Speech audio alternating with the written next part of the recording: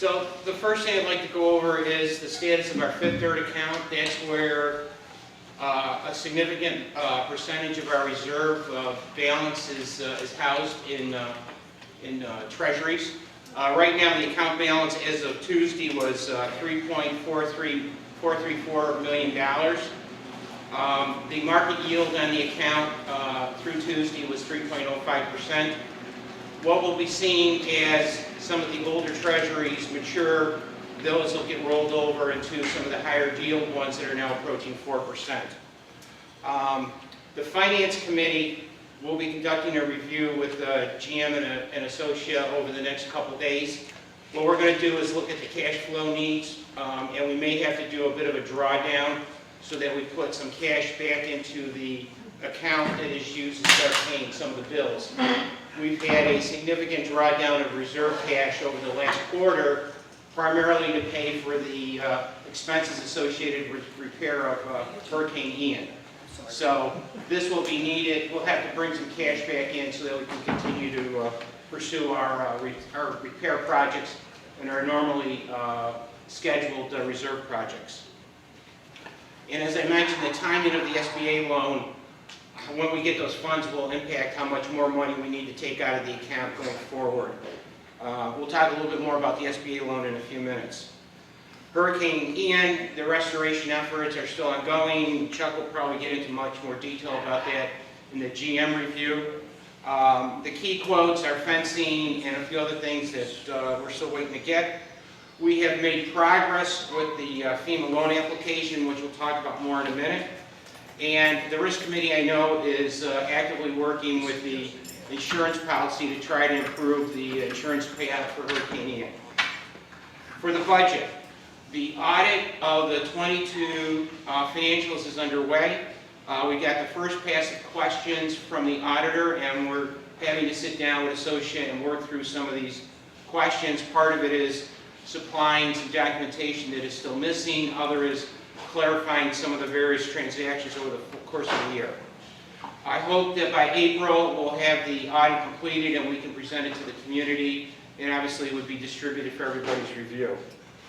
We're still focusing on delinquencies, and we'll talk a little bit more. I think the key message there is that we are making, or Associate has made some good progress in getting the delinquencies down over the past month. And on a not great note, I'm having to work with Associate on the inconsistencies of the financial report. So if you look at what's in Town Square right now, the format is different from the previous month. So it's hard, without sitting down and doing a lot of manipulation, saying, this is how it looked last month, this is how it looks this month. I can't make a comparison. So I'm having to have a lot of discussions about that right now. A key issue that has come up in the last month, and Todd Reinhardt sort of kicked off the discussion on this a few weeks ago, is with the issues that happened with Silicon Valley Bank and with Signature Bank. It's brought to light that we have a potential issue with having cash balances over $250,000. So what we are looking at right now is how to set up different bank accounts so that we can essentially do a sweep of any excess funds into some overnight treasuries, and then those being able to be drawn upon when we need to pay the bills. John and I met with Associate back on March 22nd to start working through the requirements, and we've sort of broken this up into two parts. The short-term plan is that John and I are manually monitoring the balance of our reserve accounts to make sure that our reserve cash never gets over $250, and we always keep moving money into the Fifth Third account.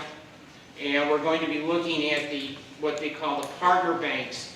These are banks that Associate are affiliated with, and look at the various sweep account structures that they have. I just got that information from Chuck today about 3 or 4 different banks that we can look at where we would potentially set up an account where we pay the bills from, but any excess funds will get swept into the Treasury overnights. We are a bit limited. I did talk to Fifth Third about that.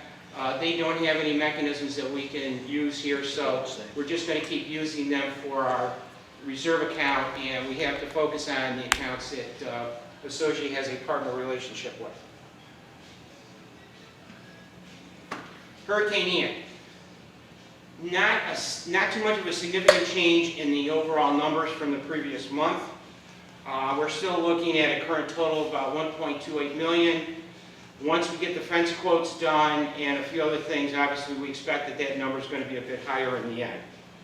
I mentioned that the risk committee is taking the lead with trying to maximize the insurance payment.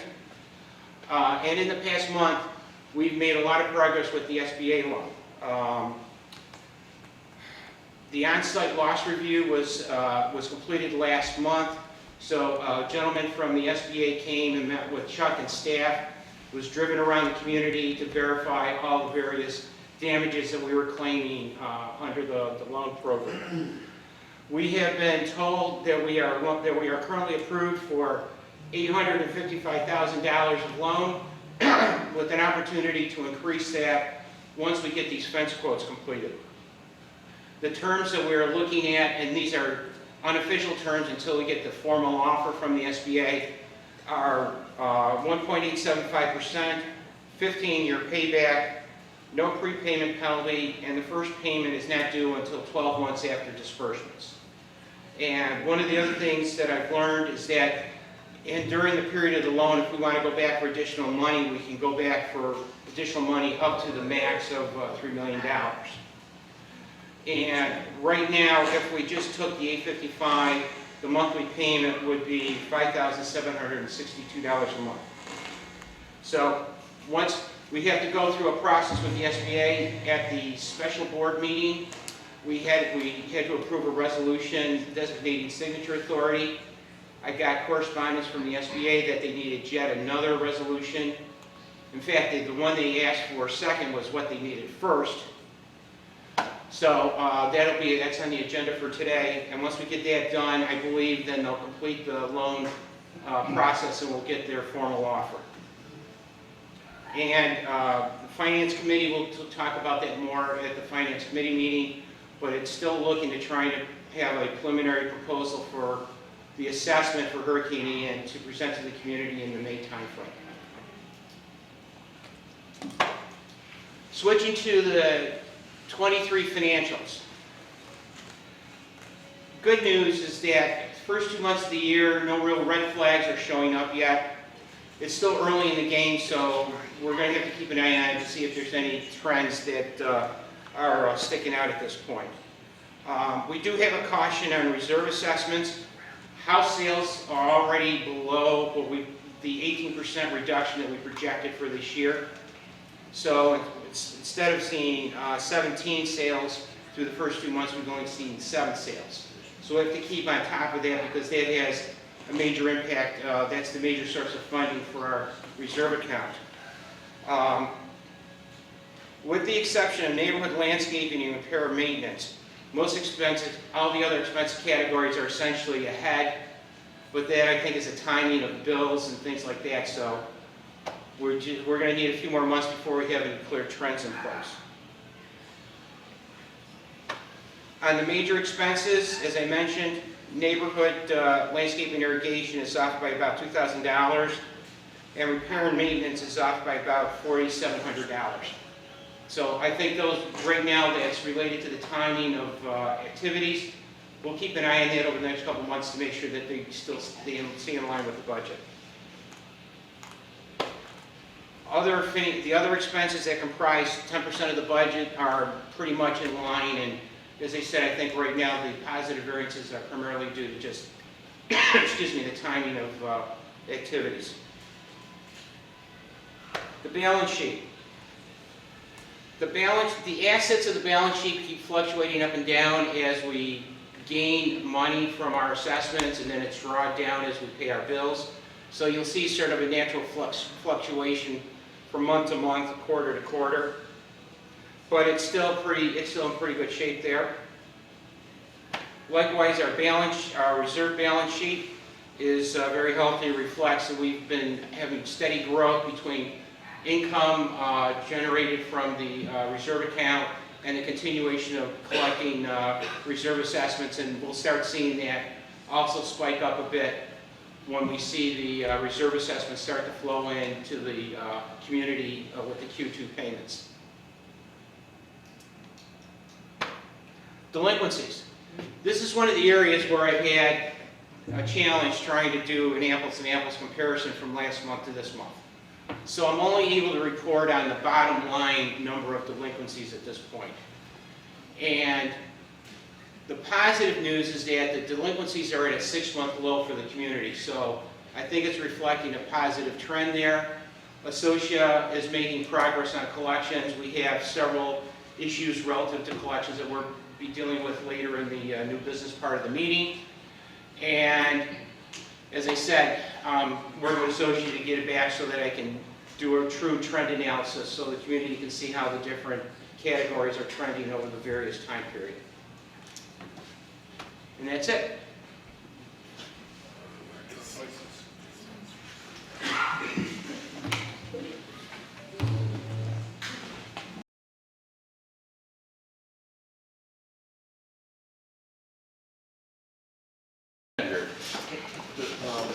Mr. Presidente? Yes. Bill, there's been a lot of confusion, and could you please clarify for the folks the difference between the reserve charge that they're being charged for the second, third, and fourth quarters, the $78? $78, yeah. Because there's confusion that some believe that's the hurricane assessment. Could you differentiate those so that people understand? Okay. So the $26 for Q2, Q3, and Q4, which comes to $78 a year, is a contribution going into the general reserve account. That's to cover normal, year-to-year reserve activities. Pool, streets, sidewalks, audio-visual equipment, all that stuff that we normally pay for that has to be repaired or replaced over time. There's going to be a separate one-time assessment to cover the costs associated with Hurricane Ian. And that'll be presented to the community. That'll be a completely separate assessment, and it'll be used to just directly cover any expenses that we can identify that are directly related to repair and restoration from Hurricane Ian.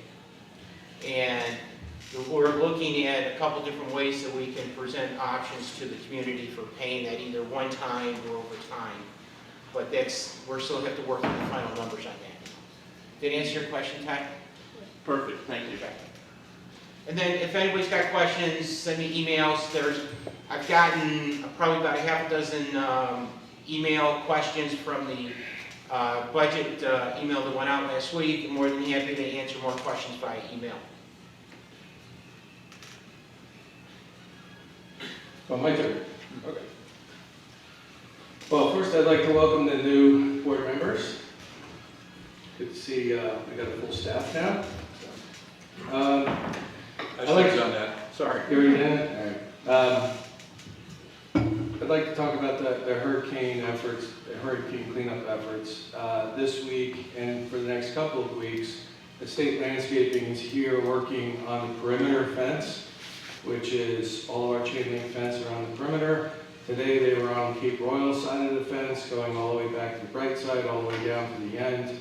And next week they're starting on Bridal and working their way down to the Surfside side of it. That will include removing stumps, trees, hanging branches, things of that nature. And then they will also fill the holes where the stumps came out of. And they're also scheduled to address the holes in the sod in the dog parks as well, at the dog park. So they'll continue to do some work.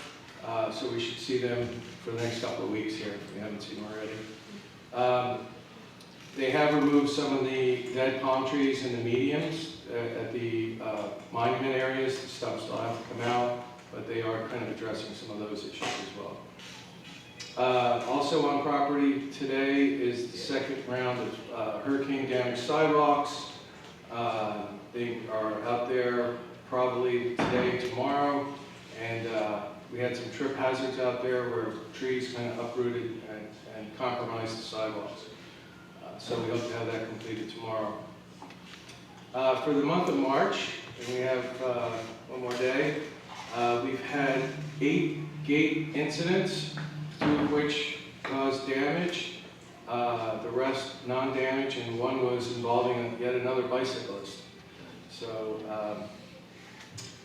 we want to make sure bicyclists don't realize that the gate's going to come down, or the bar's going to come down. So this is the second bicyclist that has attempted to go through the open gate only to have the bar come down and get knocked off by the bicyclist. So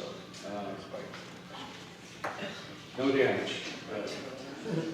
Shortest bicyclist with a little bump on her head, we'll find him. Yeah, right. Street signs, been a long process, materials, staff, you name it, misspelled signs. They will be here tomorrow and possibly Saturday, hopefully with another round of additional signs that need to be corrected, or not corrected, but straightened, installed. We've had some issues with sizing. There are still 6 more signs that have been ordered that are scheduled to come in at a later date. But for the most part, hopefully by Saturday, the majority of the signs will be in the right position. Today we also installed a number of crosswalk signs. The new crosswalk signs have been installed.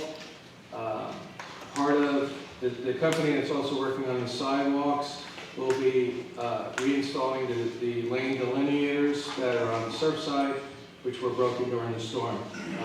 Those are those white poles that kind of stand up. Most of them are broken or snapped. Fence quotes, fence was mentioned. We actually did start seeing some fence companies on property, taking measurements. We're starting to see some quotes come in. Obviously, we have to validate those quotes. We have to make sure exactly what they're quoting is exactly what we need and want. And then we'll be doing that for the next, as that comes in. We'll talk about that later.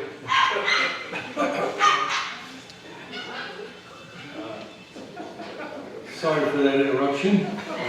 Great. Yeah. So the good news is we're finally starting to find some fence companies that want to come here and give us a quote. A lot of fence companies would rather do residential fence. It's more profitable. This size project is enormous, which would mean be a large company that would have to have multiple crews here and pay them salaries without getting paid until we see the project completed. So I understand some of their apprehension, but we are starting to see some companies that can handle this size project. At our last meeting, we had the Lake 2 erosion project was approved by the board. We had our kickoff meeting last week. Jane from the Lakes Committee was in attendance. Not only did we cover the kickoff of the Lake 2 erosion project and when that's going to kick off, but we also addressed with them some aerator issues that they've been unable to fix in a timely fashion. So we're told now that April 5th, all of our aerators should be operational, and we hope to, we'll be watching closely. Effective today, tonight at 6 o'clock, it's already here. We've moved the security hours to 6 p.m. Instead of the 7 p.m. start. This is so that they can monitor the amenities areas here. They will be asking for IDs. If you don't have an ID, they'll ask you to leave and go home and get it. But there's been some concern about non-residents using the amenities, so we've changed our security hours. The other thing around security is on Monday you will see a speed radar trailer on the property. This will be documenting vehicle speeds, and it is to help curb everyone's ability to go beyond 24 miles an hour. So there's been numerous concerns on the committees that, this is something that needs to be addressed. This is only the first step. I think Stan may mention some more under his report, but you will see that trailer out there, and it'll be here for the entire month, if not longer. The pool, we had the heaters installed 2 weeks ago, so we have brand new heaters. There was one cold day out there, and that happened to be the day that we replaced the heaters, so I apologize for that. I have one other order of business. The board, if you take a look at your packets, you will find the reserve expenditure request. This outlines 4 bids for the replacement of the clubhouse roof. The Pelican roof has been already repaired for a whopping cost of $700. There's minimal damage to this roof, and we had the tiles. You have yours, John? Package went away. I bet you Stan took it. There's a copy right there. The 4 bids that were received range from $116,000, $151,000, $83,000, and $84,000. It's my recommendation to go with Colonial Roofing for $83,295 to replace the clubhouse roof. Would you like to take a motion? I'll make a motion to approve Colonial Roofing for $83,295. I second. All those in favor say aye. Aye. Opposed, no. Motion carried. Thank you. Second order of business, as Bill mentioned before, delinquencies. I have 2 accounts that will be deferred to the attorney for collection. I'll read it, and then it'll just be a motion. So, a motion to the board to send account number 00287-6009 with a balance of $3,987.10 to the attorney for collection. So move. That's so I have Todd, I'll second. Okay, the motion is made and seconded. Andrew, second. In favor, aye. Aye. Aye. Opposed, no. Okay. The second one is motion to the board to send account number 00288-0231 with a balance of $5,858.37 to the attorney for collection. So move. Second. Bill. All in favor, say aye. Aye. Aye. Opposed, no. Motion carried. Those are the 2, right? Those are the 2. All right.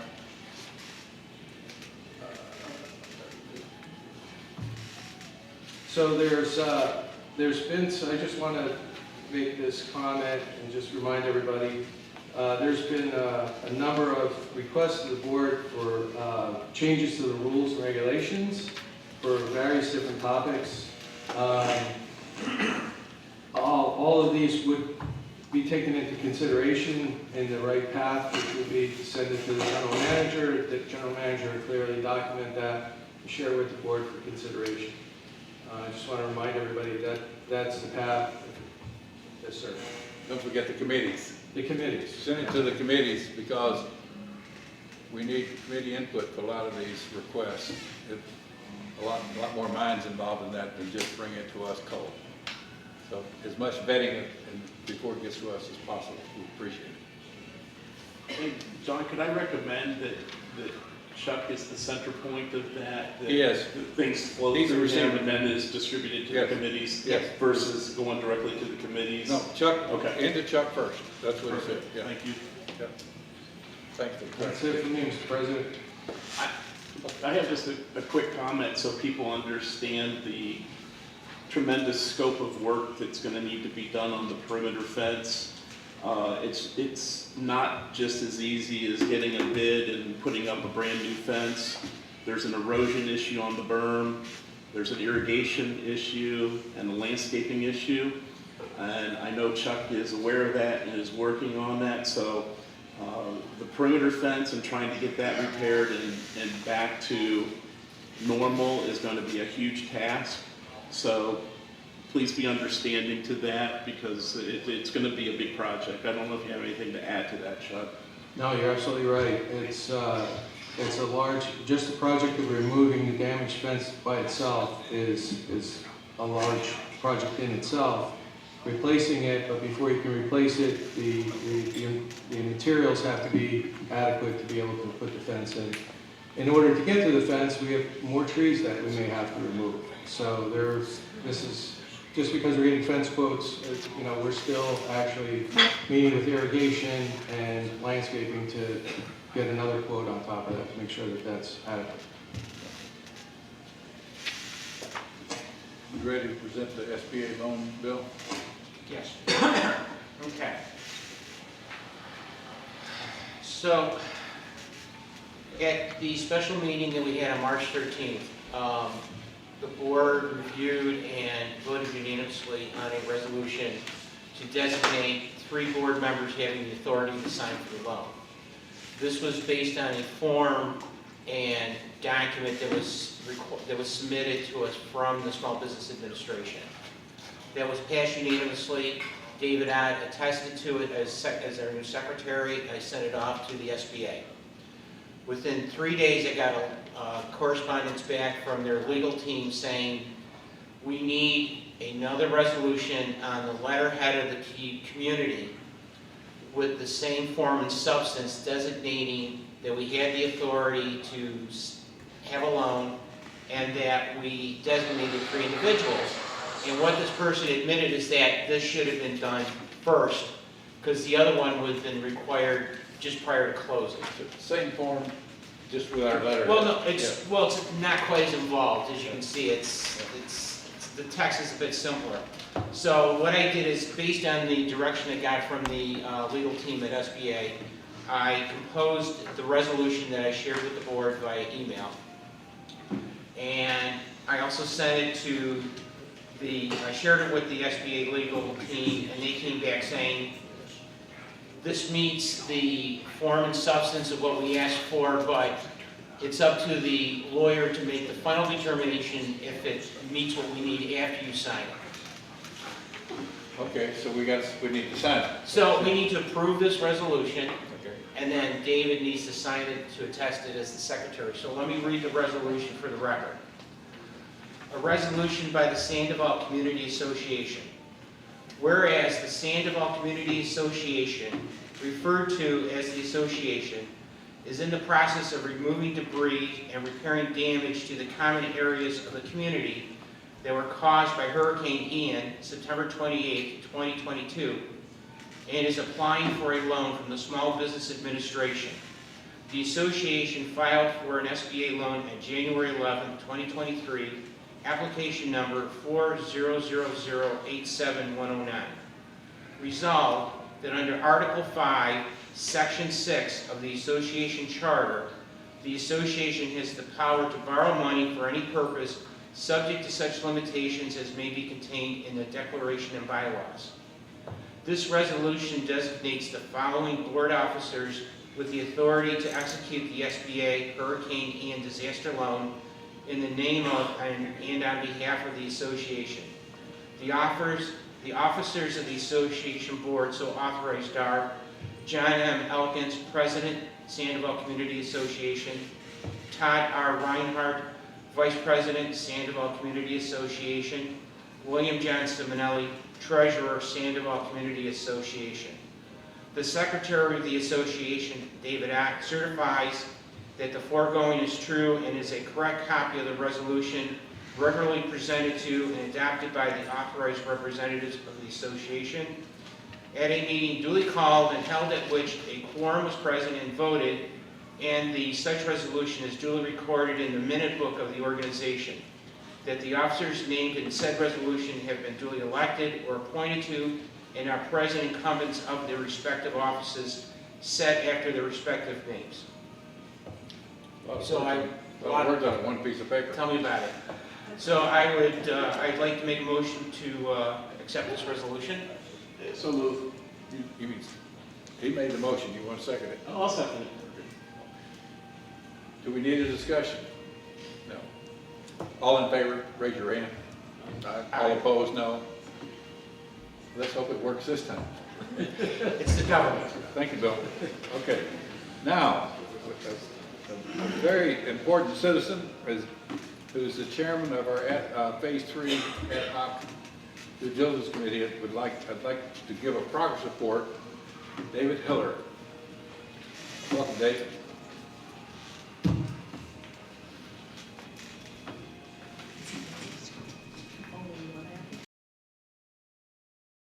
As you all know, the Taylor Morrison settlement of February of last year allows Sandoval to assert a claim for defective design or construction of the 5 lakes in Phase 3. However, there's no time to waste here because the 4-year statute of limitation to assert the claim will expire on July the 14th. Now, in order to make a fully informed decision about whether to assert, whether to assert the claim, you need answers, clear answers to 5 questions. The first question, if there are defects in our Phase 3 lakes, what the hell are they and how extensive are they? Let me give you an example. We know that there are about 10,500 feet of lake banks in the 5 lakes in Phase 3. What we don't know, and what you need to know, is how many of those 10,500 feet of lake banks are either too eroded or too steep, for example. The second question, what will correcting the defects cost? Because that represents the maximum amount that you can collect from Taylor Morrison.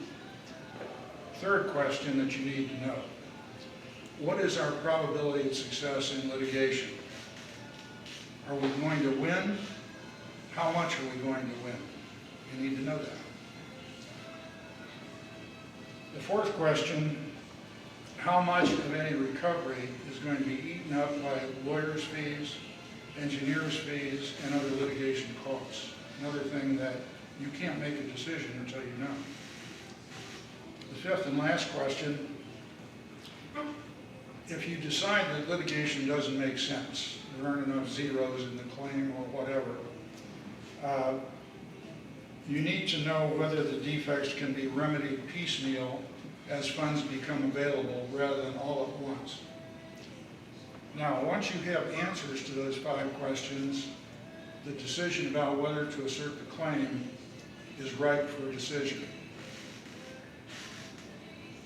It's the job of our committee to get you all of those answers.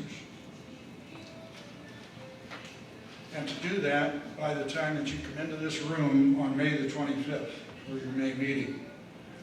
And to that end, we have engaged a board-certified construction law specialist at Becker and Polyakoff and the marine engineers at Hans Wilson Associates.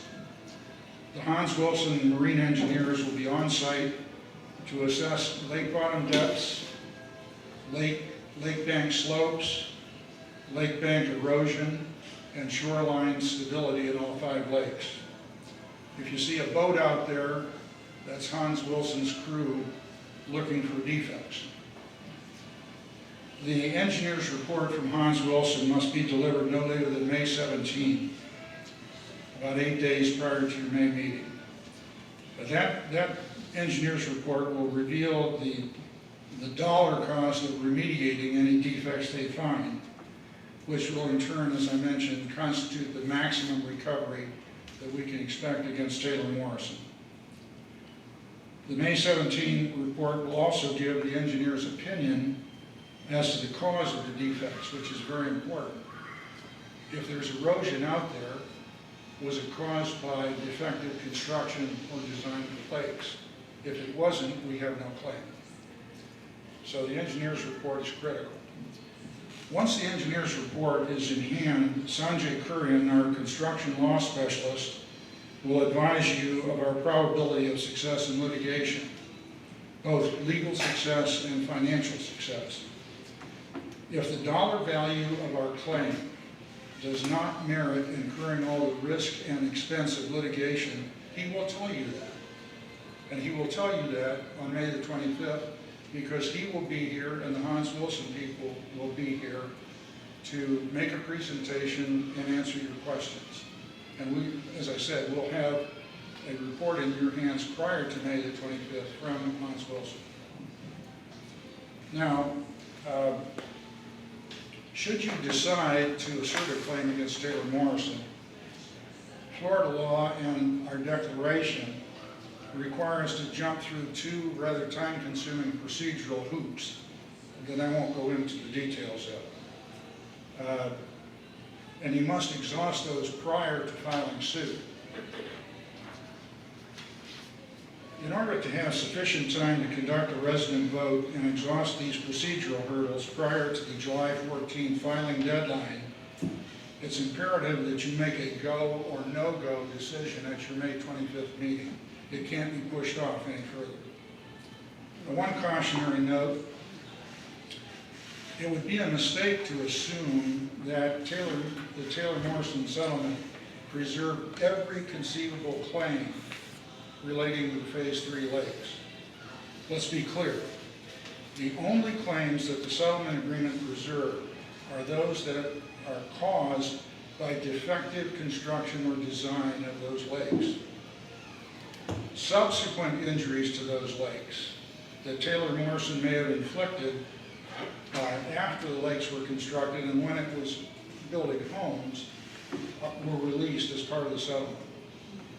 By way of example, Jim Niehaus and Steve Putman did a terrific job of documenting Taylor Morrison's failure to prevent silt runoff into the Phase 3 lakes during the construction of Phase 3 homes. Is that misconduct? Absolutely, it's misconduct. Unfortunately, though, those claims are no longer actionable because Taylor Morrison's misconduct occurred after, not during, construction of the lakes. For better or worse, we're stuck with the settlement as it was negotiated, and we have to live with it. Questions? I have a couple of questions.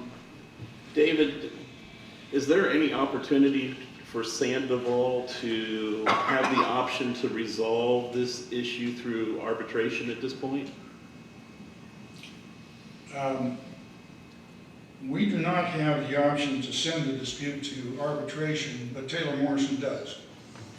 Let me explain that. The carve-out paragraph of the settlement agreement states, and I'm quoting, "In the event that a litigated claim becomes necessary, the association will agree to submit that claim to arbitration at Taylor Morrison's election." In other words, Taylor Morrison has the unilateral option to divert any claim that we make to arbitration. We don't have a parallel right to do that. So we could end up in arbitration, but only if Taylor Morrison wants it there. So this is a question I've asked for several years, is that when the settlement was agreed upon to take the sales center in February of 2022, the decision was made to take the settlement and not go towards litigation because of so-called, I guess it was considered less expensive than going to court. And does the committee have an opinion about that move, if it was the right move? Done deal. No, our job is to get you in a position to exercise due diligence, not second guess what was decided before. But there is one thing that I would mention, and that is that it's always been a mystery why would Taylor Morrison carve out the Phase 3 lakes and allow us to assert a claim on those but nothing else. And I think the reason for that is pretty clear. The last sentence of the carved-out paragraph of the settlement agreement states, and I'm quoting, "Nothing herein shall be construed to waive or prejudice any rights that Taylor Morrison or its affiliates may have with respect to any subcontractors or other non-parties to this agreement." What that means is that if we assert a claim against Taylor Morrison, they can simply cross-claim against their excavation contractor who built the lakes for them. So they're not particularly in jeopardy here. We may find ourselves disputing with the excavation contractor. I think it was Honk, but I'm not sure. And my final question, and again, it's a piggyback onto my concern that I've had all along is, you know, when the settlement was made, what does Taylor Morrison know about the lake situation that allowed them to carve it out of the settlement agreement? I've always been confused on. Well, I think I just described it. They knew that they had the right to transfer the liability To somebody the else. excavation contractor. Okay. So they're in a position, they can sit back and watch us fight with the excavation contractor. They'll just deflect it. Okay. Got it. I think it's important to know that the members of this committee, two of which are attorneys, either practicing or retired. It's a very complex thing we're facing, and I really appreciate Dave and the committee doing it, because we were running headlong into an area we were going to fail in had we not done this due diligence. So I want to thank you for that. I'm sorry, you asked a question. Yeah. No, I do have a question of Dave. Since the South Florida Water Management District gave them the permits for the lake and approved whatever they did, does that impact anything that we might do moving forward? No, I don't think so. That's an area that we're going to have to rely on our construction law specialist to advise on, but I don't, the fact that Southwest, or South, South I go Florida. again. No, this side, this side. I go ahead. The fact that the Water Management District, in effect, signed off on the lakes isn't binding on us. Okay. In fact, a lot of the signatures are done by the engineers that built the lake. But does it make any practical sense to talk with them before or after our deadline? Yeah, that one I can answer. We've been strongly advised by both Chester Young and Hans Wilson, who works with them almost every day, every week certainly, and by Sanjay Kurin, our lawyer, to not kick that sleeping dog. Because South Florida does not come out and check to see that lakes are compliant unless they're alerted to a problem. And we don't want to be the one to alert them to the problem. Okay, understood. Thank you. Yes, sir. So, David, I just want to make sure I understood what you were talking about in the beginning. So when the report is done, we'll have a cost estimate of what it'll take to repair the lakes, independent of whether or not we choose to exercise litigation. Correct. Correct. For instance, let's just say hypothetically that they find that of the 10,500 linear feet of lake bank in the 5 lakes, that say 2,000 feet of it is so eroded that it can't wait to be remediated. At that point, you multiply 2,000 times about $140 per foot to remediate the lakes, and you know what your potential claim is on the erosion. Okay. So what I'm just thinking through is that if we choose not to pursue litigation, we will still have information regarding repair that we have to do against the lakes at some point. And will that report have some kind of timing forecast saying it should be done by certain timeframes? No, I doubt it. Or at least a prioritization? Yeah, what it'll say is that that you've got X number of feet here of active erosion, that Right. if you don't repair, it's gonna get worse. Okay. But then you all will have to decide, let's say you decide not to sue Taylor Morrison, Right. but you do want, we've got one lake that is badly in need of remediation. You just do that when the funds are available to do it. Yeah, so that's gonna, so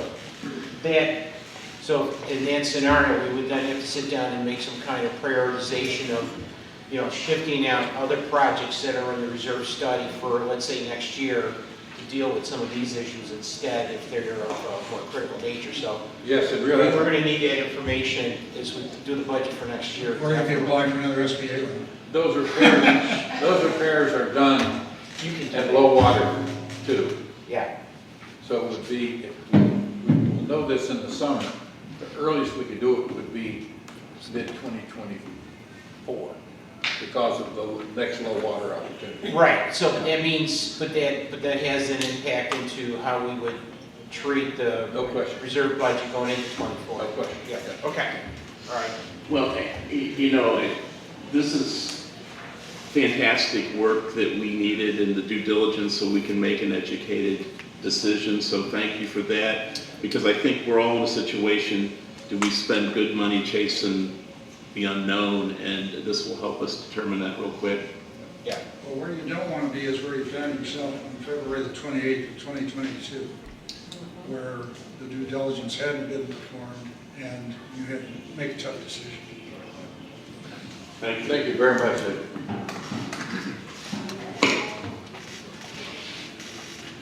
Okay. There's a section on the agenda that talks about committee membership and chair votes. What I want to do is do that during the presentation of the committees. As if it's being presented by the committee chairman, they'll talk about I'm going to be the chairman here of the membership, and then we vote on it and make a definite approval as we go through the committee reports. So we'll do that then. Let's move on to new business. Dave, let's talk about landscape RFP. Okay, before I get into the RFP itself, I just want to recognize the subcommittee that put together this RFP. They did an incredible job in a short period of time. And it was Linda Duclos, who was the chair of the subcommittee, Bill Dunker, Janie Fry, Judy Masseth, and Lynn Berry. And they, like I said, they did this incredibly good job in a short period of time, so I just want to thank them. As far as the RFP, it's sent out to everybody for review. I did get some feedback. Two of the biggest issues that people had were the dates that were used and the size of the document. What I would like to do is propose to the board that we eliminate the dates for now and just say that we need to come up with a timeline.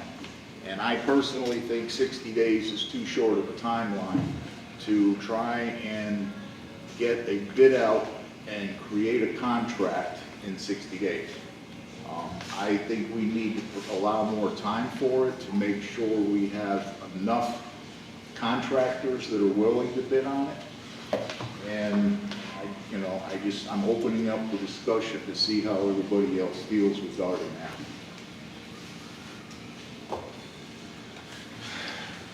that. I agree that we have to be careful about the timing. We also have to be careful of the fact that although everyone isn't happy with DTE every day, we have a contract with DTE that doesn't expire until 2024. So, what's that? The table. Okay. It's not you, Bill. We will certainly need to probably include them in the vendors that we send the RFP to, as well as Crawford. Yeah. But we'd like to get something new and something better and something we can all have. Yes, sir. So the only comment I've got, Dave, is so we can avoid what happened with the delays that were caused by Ian in the budget process. We really need, I think we need to look at trying to have a handle on a different cost structure for 24 by the end of September. Oh, I agree. I'm not saying postpone everything. No. I just want to make sure that we allow enough time to Yeah. get the proper bids in that we can look at and make a decision. yeah, I just want to manage expectations. That if we go beyond the end of September, then we could potentially have to look at some kind of crazy billing situation for the next year.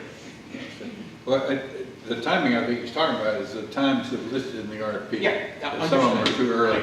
Also, I think the RFP is 40 pages, and a lot of it is very detailed legal needs. And so we might scare some contractors away that we'd like to talk to. Well, it's the other thing I wanted to bring up is what we could do is we could use a two-part approach and put together the statement of work and use that to solicit companies that want to make the bid.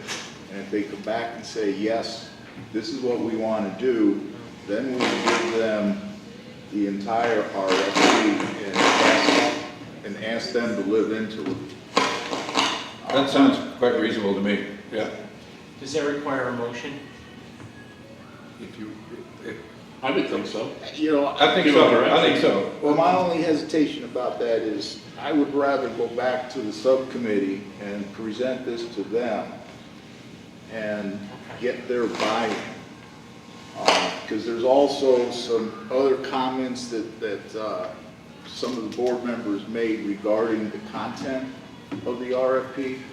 And what I would like to do is put all that together because there's a landscape committee meeting next Wednesday. And I would like to put all that together to give to them for updates. Okay. I don't think do we need a board decision to start talking to contractors? I don't think we do we? Do we need a board vote to start talking to contractors? No. Chuck? No. Okay, let's go with your recommendation. I agree with you, Dave. Okay? And then after our meeting, I'll send something out to the board, giving them an update on where everything stands. Thank you very much. I think the message to be delivered to the property owners is we're on it and there's a change coming. And so this particular group has worked hard and so it's not like it's being deferred. They're all over this and there's a change coming. Also, and I would agree that if we present the current RFP to those vendors that could actually answer that, you will be paying much larger amounts than you're paying today. We need to get it down to where smaller companies are willing to participate. So.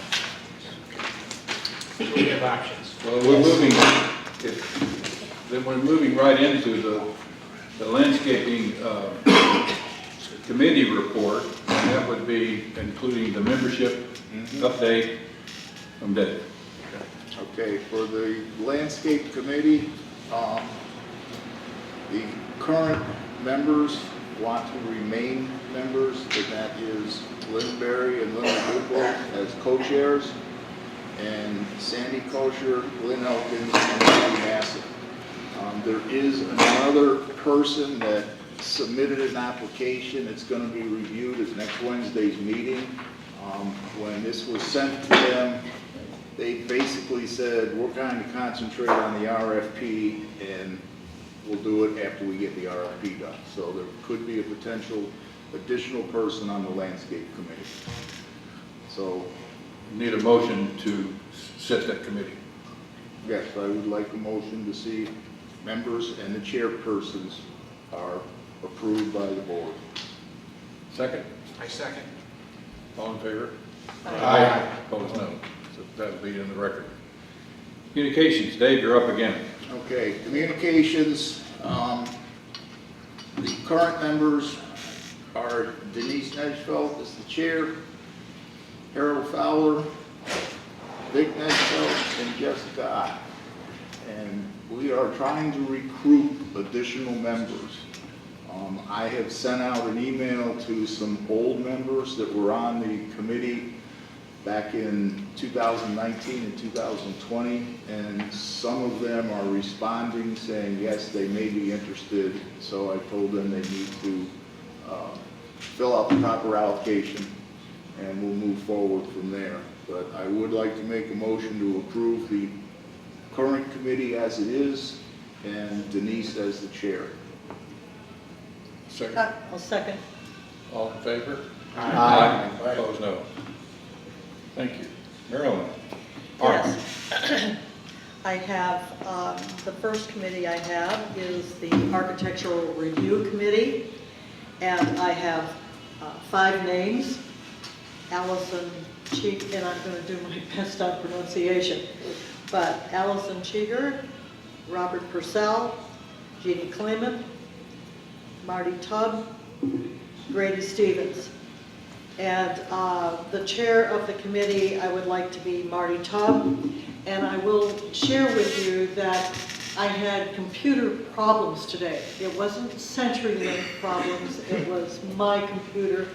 And all of the emails that I sent, they all bounced. And so I was not able to get a hold of the people in each of these committees. I did send to them because I wanted them to know what I was bringing forward tonight.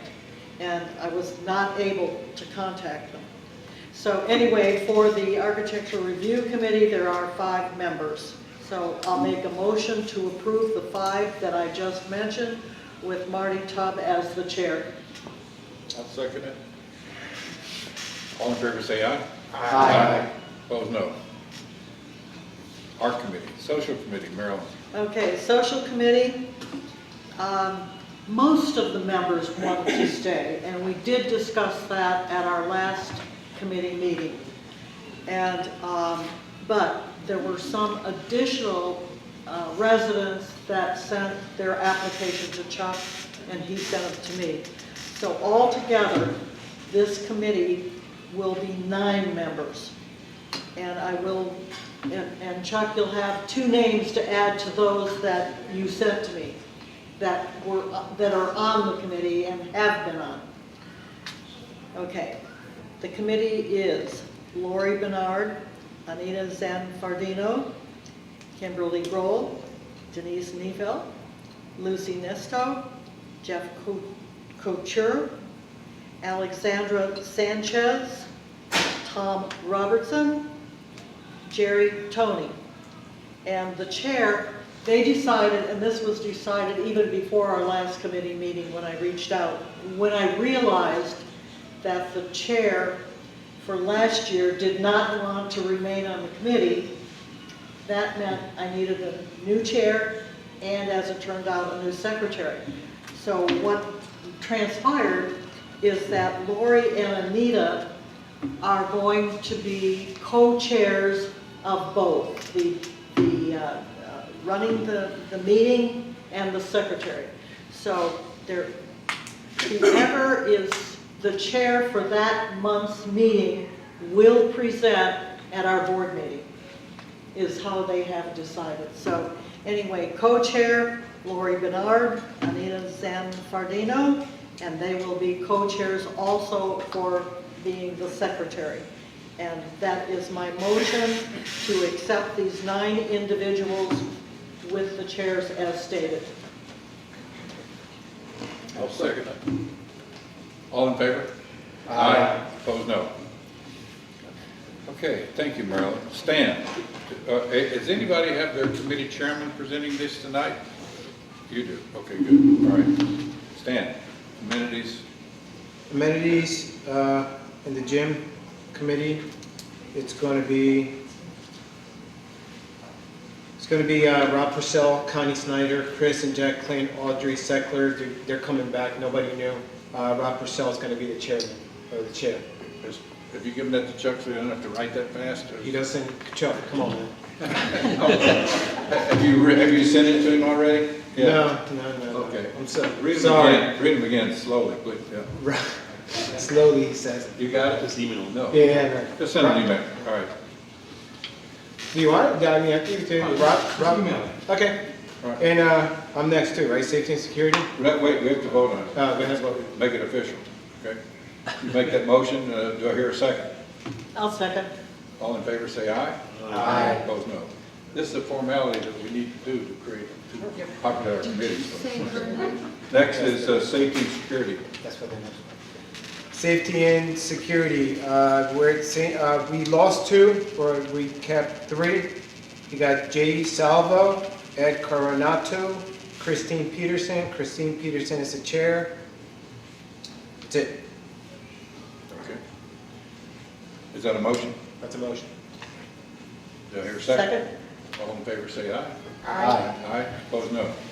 Okay. Lakes. I'm the liaison, but our chairman is here. So Jane, would you please talk to us? Jane Simonelli, Chair. Any report from the committee as well as your nominations, right? Yes. Do you have any reports from those committees? I do, but I think I'll wait until she's done. Okay. Okay. So our committee met on March 17th. In attendance were the 7 committee members and John Elkins. All committee members agreed to continue on, and we have 1 new member. So I'm the chairman, Kimberly Grohl, Mary Beth Pizzuto, Mark Pizzuto, Brian. Was that me? I had to raise it to hear you. Oh, No. sorry. You gotta talk into the mic. Okay, Brian. Luciano. Luciano, Patricia Luciano, Stuart Seckler, and Ann Kressler is the new member. I have this all written down for you, Chuck. Thank you. The committee members were focusing on several tasks that we discussed at the meeting. The first is working with the vendors and reviewing the vendors' reports on a monthly basis, reviewing the Ponds Watch report, sending out a newsletter to the community quarterly, updating Liz Sandoval, and updating the committee mission statement. At the meeting, John updated the committee on the progress of the ad hoc committee, which you heard earlier today. We're waiting for the ponds report from January. In January, many lakes in this area were sampled. So the reports are a little bit backlogged to get those all out. Once those are out, that'll give us a good picture of what's going on within the lakes. Then, as part of working more closely with the vendors, 3 committee members were able to meet with 2 employees from Solitude to discuss the health of our lakes and to visit the lakes with them and go over their monthly process to maintain the lakes. We saw some examples of invasive plants and algae. Most of those have been treated for and were currently at acceptable levels. We saw healthy examples of littorals on several lakes. These are plants that are good, growing in the lakes along the edge, that are very good for the lakes. We saw 1 large area of littorals on Lake 10, of Gulf spike rush, which I guess is a very healthy plant for the lakes.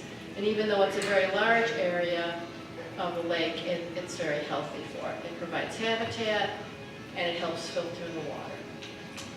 I was also able to join Chuck when he went over Solitude's contract for the repair on Lake 2.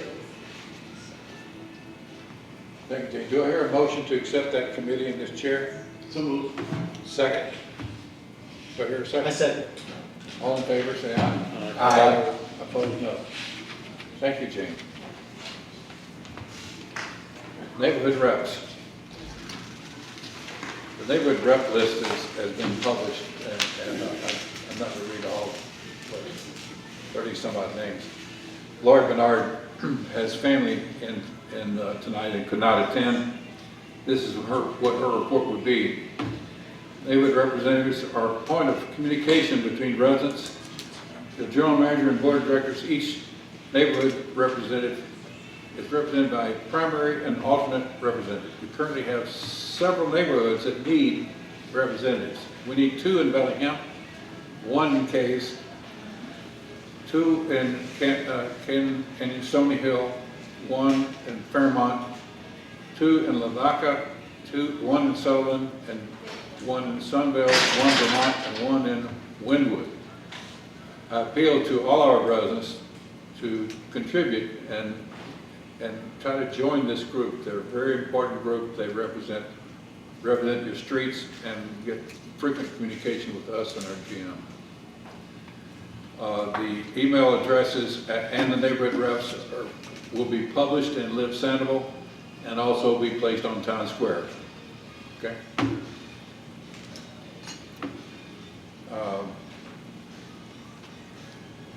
Finance Committee. Okay, first, my apologies.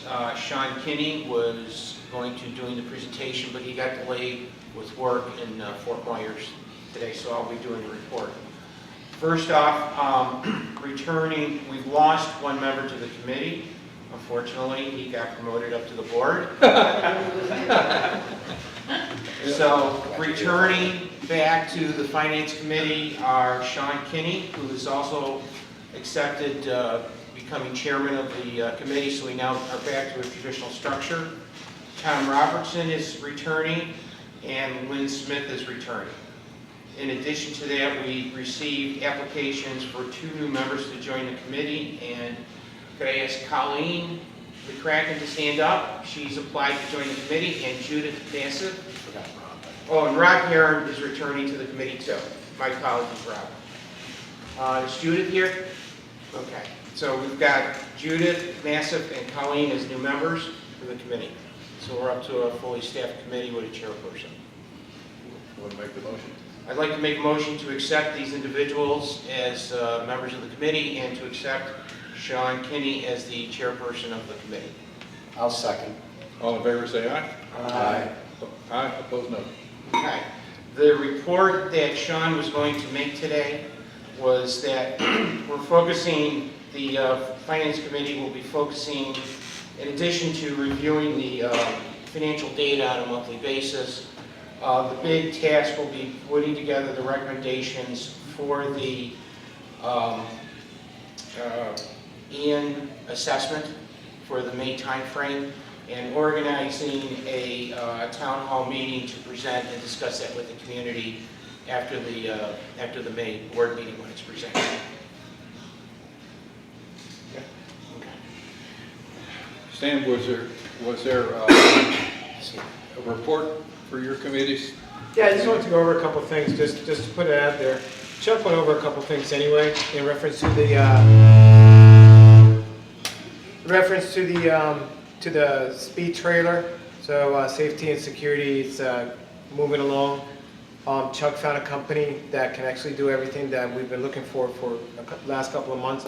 They're gonna deploy the radar on the racetrack on the north side, and then on the south side, it's gonna be here a month. We're gonna move it around. It's gonna be during daytime hours, and then a couple of nighttime. Obviously, it's gonna be here 24 hours a day, but it'll be here during the daytime, and then continue on. We'll be moving it a couple of times during the month, so that'll help in the first stage of traffic enforcement here. If this company does a good job with their trailer and it does what it's supposed to do, they can, they're certified and bona fide, and they can definitely run radar out of their car with a radar gun, videotape, take pictures, and levy the fines against the speeders. So we've been trying to do that for the last couple of months. Our security company now couldn't do it. This security company can. There's not going to be any conflict because the security company that we have now is going to be strictly security, no more looking for anything from them except for what they're doing right now. This other company is going to concentrate on traffic enforcement and see how well they do or don't do. And if it works out, they might just be our new security company. So we'll wait and see. But go ahead, Bill. So, Stan, my only comment is that at some point we need to sit down and understand what the incremental cost is going to be for these services, so that we can make sure that we fit inside the budget. If not, we'll have to make some adjustments. Yep, Okay. yep. That being said, with the new radar gun, them actually running radar and traffic enforcement, the trailer that's coming up on Monday, safety and security is looking into getting LEDs, small LEDs that go on the stop signs for more visibility for pedestrians and other vehicles. The pedestrian crosswalk signs, they're brand new ones. They're different. I believe they're light reflection, so they'll light up nice at nighttime. We're doing, we're in the middle of getting the lines painted. The contract is a little bit, it's not right. It's all messed up. So Bill Dunker is telling me what to do to get it fixed, and I'm getting that fixed so we can get the crosswalks painted and everything else in Sandoval. The LED on the stop sign we went over, traffic trailer. Chuck mentioned they were checking ID at the basketball courts and the volleyball courts. Facebook police is going to get pissed off because their little kids got kicked off out of the basketball courts for not having their ID. We're going to have to put up with that until they'll realize that we need to have your ID because it's getting out of hand out here with people that don't live here. Got several complaints. I came out here a couple nights. My little girl got kicked off because they wanted to run a full court. I came back here a couple days later. I got kicked off the basketball courts. It's fact. So security is going to come out and they're going to check IDs at all times. And when I pulled up here today, the same group wasn't here. I'm hoping A1 did what they were supposed to do and kicked them out. With trespass, they got to do what they're supposed to do. Let's just put it that way. There's nothing new about that. Somehow they got confused that they didn't have to do that. I reassured them that they have to do that. So hopefully they'll get their butt working and and just get it done. I mean that's pretty much their major job is to keep our stuff safe and everything else. I got kicked out of the basketball court on purpose. I put myself in a position where I wanted to see what would happen, and very nice young man came up and told me to DTFO. I was like, okay, so that's just it. They got to check ID. So please, when you see that the Facebook police and they're coming out, oh, my kid got kicked out of the basketball court, this and that. Yeah, he did or she did, right? Just get your ID and we'll go through that whenever. You can't have it both ways. There's just a couple pieces of gym equipment that's getting fixed. They're going to be taking 1 or 2 out and bringing 1 or 2 in. It's just part of the process. It also shows been working with Brian and just keeping everything moving. Amenities, it's actually really nice right now between the tennis courts, bocce, the pool, the gym. I saw somebody painting the horseshoe traps or whatever. Volleyball looks good. If anybody has any problems, questions, anything that needs to be fixed, email me, call me, text me, stop me, and I'll get it fixed. Don't go on Facebook and be like, hey, this place sucks. Just come to me first. I'll fix it, and we'll go from there. I think that's pretty much it. Thank you, Stan. I got a question. I don't know if it's for amendments, but I just, in my thoughts here. The prior to Ian, there was a project that was approved in the September timeframe, which was painting of the monuments. It was approved by the board. Unfortunately, other things happened. And I wanted to just bring that, just popped into my head right now. Obviously, we have a lot of other things that probably take precedent, but I didn't want to let you forget that that was approved, and if the board had any consideration for looking at that. What I remember about this is 3 of the monuments would be painted 3 different colors. There'd be some type of selection process, if you will, and then the painting company would paint all of the monuments. And that project was approved. So I just wanted to throw it out there. Not sure if it's something we want to continue to do, but it was an approved project. Like you took a running stone with a wrench. All right. Andrew Cummings. Yes, so covenants for the last several years, my understanding, first of all, thank you, Todd, for helping with the transition of that.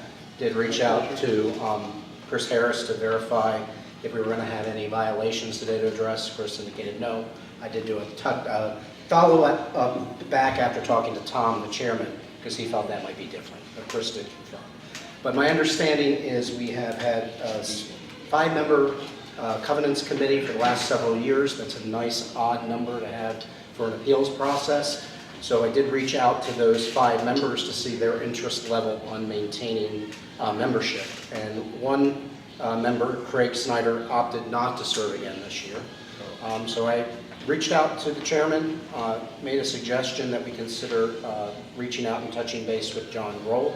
I thought he would be a reasoned individual on this committee to give good feedback and be a fair arbiter for those that want to make appeals. And John agreed to serve on the committee. So that said, there are no violations to address tonight as a group. However, Chris did indicate that April is going to be busy because several homeowners are in that 3-letter phase, either having just received it or will be receiving it in the next few days. With that said, I have the following list for consideration. I'd like to consider Tom Busada to remain the chair of that committee, Lori Bernard, Donna Dunker, Betty Fishburne, and then adding John Roll as a new member.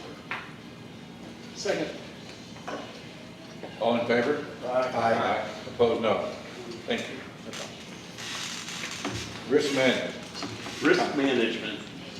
The committee members that are returning, all of them are, Bill Dunker will be the chair, Don Dunker, Craig Snyder, and Lynn Smith. Just prior to our meeting this evening, the Risk Management Committee met, and it's important to communicate that the process of going through and getting bids to submit for the insurance process is a marathon, it's not a sprint. We all understand that on an individual level, so we want to make sure, most importantly, that we have the correct number to present to the community when Bill makes his presentation. So we're working through that, and then the best way to consider this is it kind of looks like a funnel. We have all of our expenses on the top, we have what we receive in insurance, we're using the SBA as a bridge, and then the assessment fills in that particular gap. So it's going to flow like a funnel, and some wonderful people working on it. The committee wanted to remind everybody to please check your homeowner's policy for a loss provision that you may have that will cover the HOA assessment. A lot of policies do have that. Most policies will require you to have the formal resolution that's brought down by the HOA in order to file that as a claim. So once this is rolled out later this particular year, make sure that you check with your insurance agent first, and then once the resolution is approved, make sure you get a copy, because that's what you will need to file with your insurance company. Other than that, the committee would love to have another individual who's on it that may have insurance or risk management experience. If that's you, please reach out to me. We'd love to have them on the committee as well. Other than that, that's my recommendation for members, as well as a brief report. Okay, now, Chair, Chair is Bill Dunker. we need a second. second. All in favor, say aye. Aye. Opposed, no? Okay. Now, one thing I want to mention, this risk management, when I looked at it, or when I thought about it, was really looking at insurance. But the thing that they've done that's really helped us a lot, they also have looked at contracts. That saves us some legal costs, because there is some legal minds on this committee. So they're doing a really great job in helping to protect us in insurance and in quality contracts. So thank you committee for that. Strategic planning. Hey, Todd, do you want to mention the thing that came up today in the meeting on tiles? Why don't you take it away? Okay. Turn it on. I mean, you know, I obviously attend as many meetings as I can, and risk management outside of contracts and insurance claims actually brought a very good topic to the table, which is the fact that A lot of roofs have been damaged. A lot of roofs are waiting some roofer to come and take care of it, but also recognize the fact that there's a lot of loose tiles that are still up on roofs, and that, caution that, if those tiles fall, hit somebody or property, that, it's a risk. And I appreciate them bringing that to the attention of the board and management, and we're going to make sure that we kind of get that message out there to remind people, if you have loose tiles, I hate to mention, we're coming up on that season again where the wind blows a lot, so we can, be diligent about addressing that if we can, to keep everybody safe. Thank you, Chuck. Strategic planning. Strategic planning, what I'm going to do is, I'm going to turn it over to Mr. Jerry Kern, who is the temporary chairperson until the official charter is approved, which he is the author of. So, Jerry? We're gonna look at the charter tonight too? Yes, I sent it to you on email this afternoon. It is, okay. Yeah, I believe the charter was submitted a month or so ago when this topic came up. Todd challenged me to take on the torch for at least short-term spokesperson / chair. I accepted that challenge. We've met a couple of times to try to get our group formally put together, as well as to get a game plan of how we want to go forward with putting our strategic plan together. And so you should have, I believe you've provided that in the packet, is the official charter that we put together. We tried to go back and find from years past where this group has been formed in the past and had a charter, and we were not able to find one, which is why we felt step one needed to, cover that page, so to speak. So you should have that before you. So I would ask that you, take a look at that, and I'd like to see a motion, if possible, to get that approved. Secondly, the group that we've put together is the recommendation as follows for the Strategic Planning Committee. Jerry Kern, chairperson, Eric Blythe, Dave Sajanic, Bill Simonelli, Janie Fry, Beth Ann Halsey, Jack Pounds, and Anita Zaffredino. So we have a very diverse group, a lot of talent to this group. And again, I think one of the highlights that I definitely would like to make is, first and foremost, our vision for what the Strategic Planning Committee is and what it specifically is not. It is not our expectation, duty, or challenge, as it were, to replace or do dual work of any of the existing committees. What we are hoping to do is to bring all of the strengths, weaknesses, and challenges of all of the various committees into a single, concise, long-term 3 to 5 year plan that we can provide to the board. That way, moving forward, both this board and all subsequent boards have the opportunity to understand the long-term vision, and then all of the committees can also have a game plan as to what that vision could possibly be in order to make sure that we stay on track and provide all of the services that we would like for Sandoval. Okay. First, I'd like to, I wonder if we'd have a motion to accept the membership of the committee. Well, accept the charter first, don't you? Yes, please. I would accept the charter first, please. Thank you, Mayor. And can I address that? And I will make a motion to accept the charter, but one of the things that you might consider doing, since it says not to exceed 7 members, and you had 8 names, so therefore you might want to change that 7 to... That was a most recent modification after we had the charter put together. So yeah, I did notice that we wanted to make that modification. Then I'll make a motion to approve. Thank you. Good catch, Marilyn. Go here a second. I'll second. All in favor, say aye. Aye. Opposed, no. All in favor, I'd like to hear a motion of the membership and chairmanship. Go hear a motion. Second, do I hear a second? I second. All in favor of the chairmanship and membership of the Strategic Planning Committee? Yeah, Say just, aye. just like to make one quick comment. There was a question about Bill's participation in the Strategic Planning Committee, and I think that it's absolutely vital to have Bill involved in it from a resource of what the financials are. It streamlines the communication process, it makes the strategic planning process a lot easier, so we appreciate his willingness to participate in that, so. Definitely. And then I guess the only other comment that I had was, in talking with many of our existing members, one of the things we're going to be doing is reaching out to all of the committees. So heads up, all of you committee chairpersons that were just approved, you'll be hearing from us.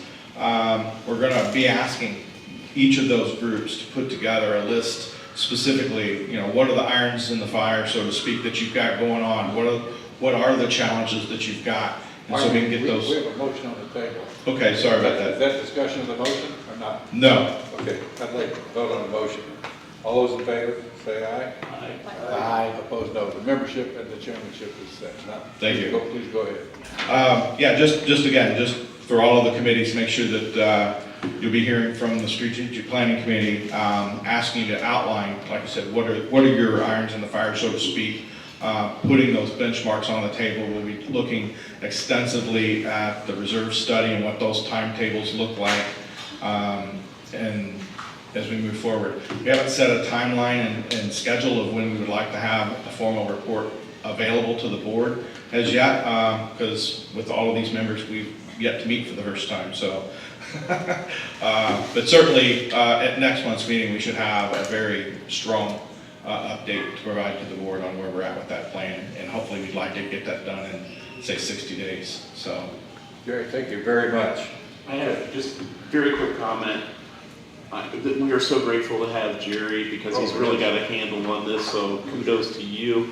Our first meeting is next Wednesday, April 5th, so there's no delay. And also, too, our chairman has challenged us that we're going to meet weekly until we have this thing nailed down. So, kudos to you. yeah, I mean, I think, it's just, there's a lot to do, and I definitely feel that, time's wasting, and so the quicker we get going on it, the better it is. One critical input into this is going to be what we do with the lakes. It's on my list. Oh, yeah, absolutely. That's a huge Yeah. portion. Well, and that's the thing, and that both for the people that are listening and are like, well, what does that group do? And I definitely think once we get this initial report put together, that's definitely still going to be one of the things that the committee has to do, is constantly be looking for updates and updating that this is a living and breathing document. It's not a one and done situation. And so that'll it's a lot of legwork to get it started, but once it's there, I think keeping it maintained will be both extremely important as well as extremely useful, would be the expectation. So, Thank you, Jerry. thank you. This is a big procedural meeting, and have we skipped anything in committee reports that we should cover? Are we all up to date? Okay. In that case, meeting's adjourned. Now it's open for resident comments. Come forward, please.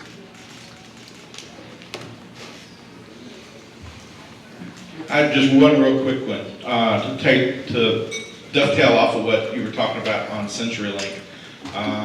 2 years ago, when we were first talking about the CenturyLink upgrade, I know up in the condos we complained about how slow the speeds are, and we were told, oh no, they'll be 300, 400, 500 megabits.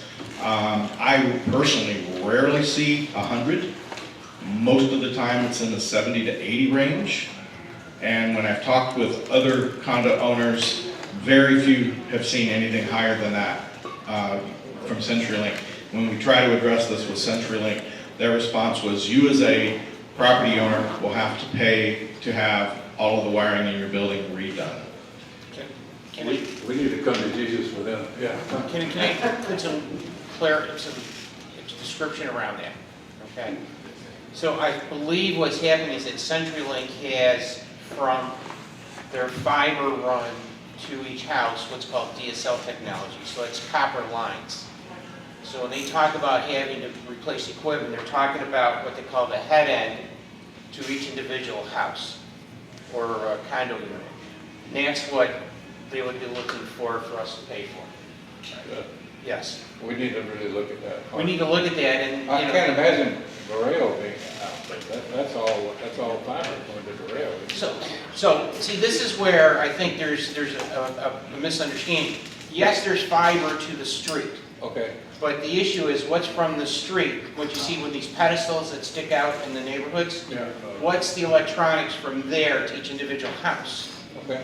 And that is the older DSL technology, I believe. And that's why we're having lots of issues, and you hear these comments about why they, why they can't support a community this size. It's because it's like you're sharing a load across multiple units at the same time.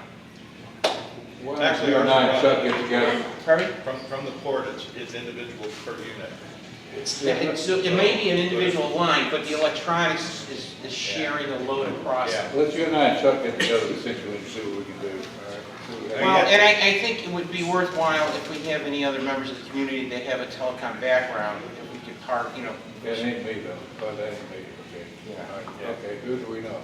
Well, we should have it probably makes sense to have an initial discussion with CenturyLink. Yeah, But if they're looking at, I mean, my opinion is that if they're looking for cost to be borne by the community, that's going to choose for us to start looking at alternatives at some point, and we need to look at the whole issue is who owns the condo, or, I mean, who owns the fiber and the conduits and things like that. it's hard to beat $25 a month though if you get 500 megabit. But. Well, you're getting what we paid for. Down and What's that, because you're not getting it? Yeah.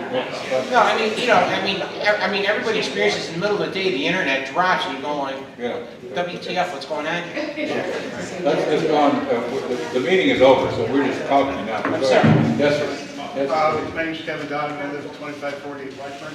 I'm just curious, going into the future here, and this is finance, maybe legal, we're borrowing $850,000 with a 15-year payback, and I think that number is actually quite low. But Mother Nature's going to come back and she's going to whip up again. Are we going to be able to take another loan out on top of the loan that's existing? Or we need to protect our balance sheet going forward and maybe have dry powder put aside for the next hurricane? Because it's going to happen. I mean, it's the environment's changing. Nobody wants to hear another hurricane, and I don't know what the name is going to be, but are we, is the federal government going to allow us to put a loan on top of a loan the next time? Or are they going to say, well, your loan is, there's no more money available, or stuck? So as I understand it, the loan program that we're taking advantage of is specifically authorized as a result of Hurricane Ian. So if another hurricane of some, God, I hope not, of some magnitude were to hit this area and we were designated for benefits, there would be a separate program if we choose to apply under that separate program. Because we had a very specific window to apply under Hurricane Ian conditions by January 11th. So our payment's going to be $5,000 a month, and hypothetically, in 3 years, we take another storm, it's another $5,000 a month, we still have to go another 13 years on top of that. that payment is a minimum. We're not going to do that. There is no prepayment We're penalty, going to so pay off for 35 years. I just want to bring to light that, are we looking out further in the future to have Yes. dry powder in case this happens again, and are going to be reacting in 5 or 6 years?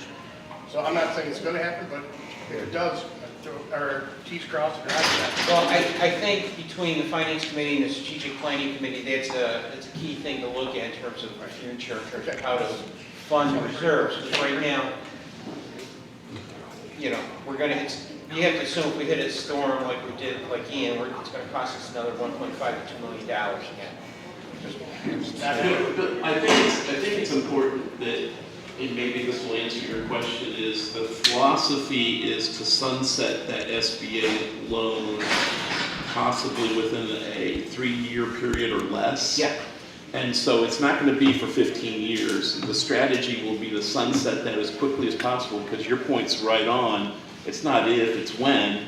Exactly. and you don't want this huge liability that continues to grow. Exactly. So the Finance Committee and Bill are working on a plan that will offer some options in regards to repayment of that, but the whole goal and mission, I believe, and I'm not trying to answer the question, is to sunset it as quickly as possible. Yes, I mean, so the loan is to manage our cash flow so that we don't drain our reserves down to pay, and then we'll we'll fill that back up based on the assessments we make to the community.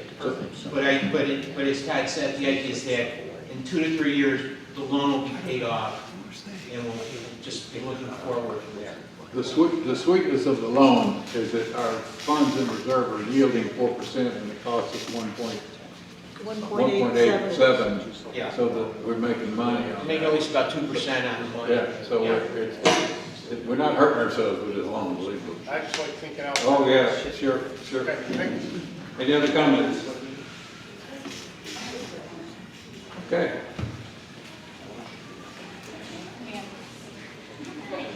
It's a fun part, right? Yeah. Megan Kretzler from Estwood. My question is about the tennis courts. I understand that some of the lights have been repaired, although not all of them, in the tennis court area, and obviously our house is all back up to that. I've noticed that, it was my observation in the past, is that the lights would maybe be on a timer and go off automatically at some point. With the new lighting, I assume these are new lights on the tennis court, those lights are on all night long sometimes. And there does not appear to be a timer, it does not appear to be a mechanism to turn them off, and so obviously it's a little cost as well as inconvenient for the people who've got windows facing that. I don't know, Chuck. It should be on the timer, it says on. It should be on a timer and it just needs to be checked out. But we need to check the timer out then, because it should be on a timer. Yeah. One of the things that happened prior to the hurricane was the lightning strike. And the tennis court took, a lot of the issues there. Anybody else? Thank you for coming, folks.